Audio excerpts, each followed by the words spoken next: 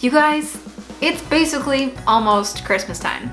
And if you haven't yet, now is a great time to start your Christmas budget. Hi everyone, I'm Marissa and welcome to my channel where we talk about budgeting tips to help you feel confident in your ability to balance life and money. Christmas is just a few short weeks away and I know that this can be a really rough time for people trying to figure out how they're going to afford Christmas. So here are some tips to help you feel confident in your Christmas budget and help this to not feel like an overwhelming season.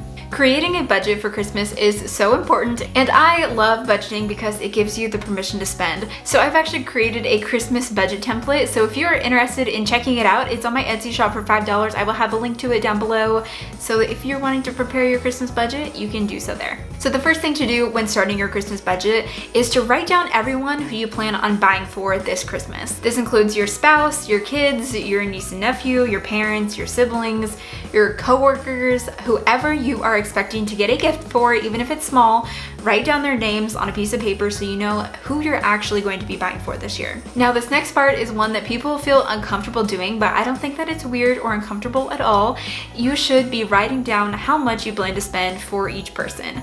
And I know that putting like a dollar sign to someone can feel like you're a bad person, but you're totally not. It's important for you to set a budget per person so that you can gauge how much you're spending on one person compared to another. And this also helps you to add up how much you're going to be spending on Christmas as a total. So write down about an amount that you feel comfortable spending on each person. And obviously, like someone like your spouse is going to differ from a coworker. And a great tip for you as you are out shopping for Christmas gifts for these people, buy things that they actually enjoy. I feel like in this season, we feel so compelled to buy gifts just to buy gifts because it's Christmas.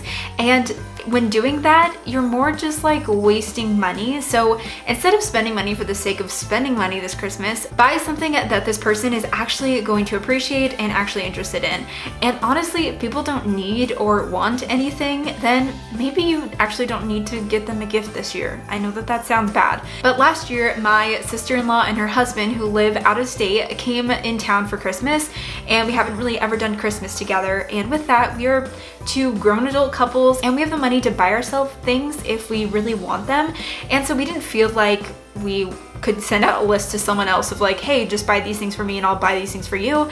So instead we decided to have like a couple's date night together, and we went to like a nice restaurant in downtown Portland where I live, and we had a lovely evening together. So maybe if you don't need to buy someone a gift, think of maybe an experience that you can do instead.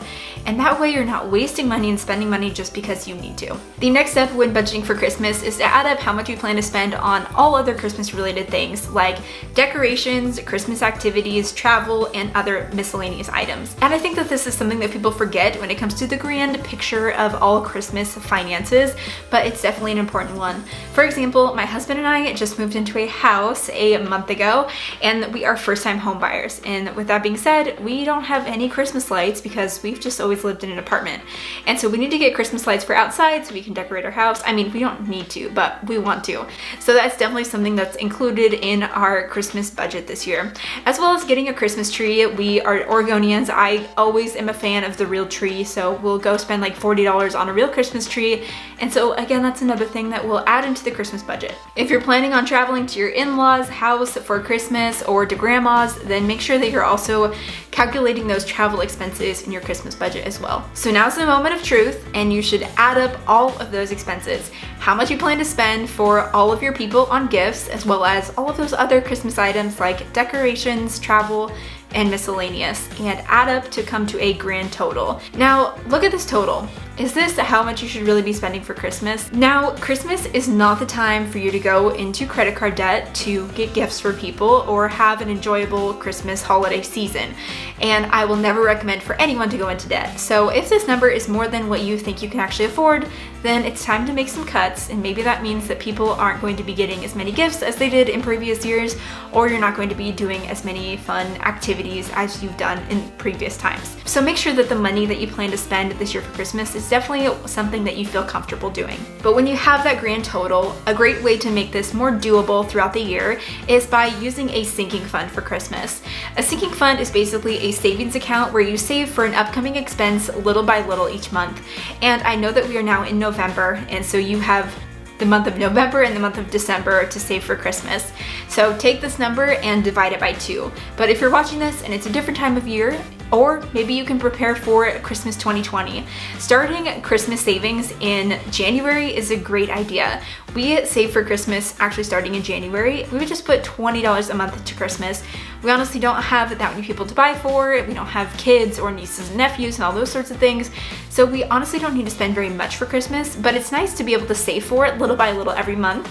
And that way when we get to December, our budget isn't totally out of whack with a huge Christmas line item. So if you can for this year, break it up into 2 months to make it feel more doable. And that is your reminder to do for Christmas 2020. And that way it'll be smooth sailing for January through December. If you want to learn more about saving money for Christmas, check out this video here and I will see you over there.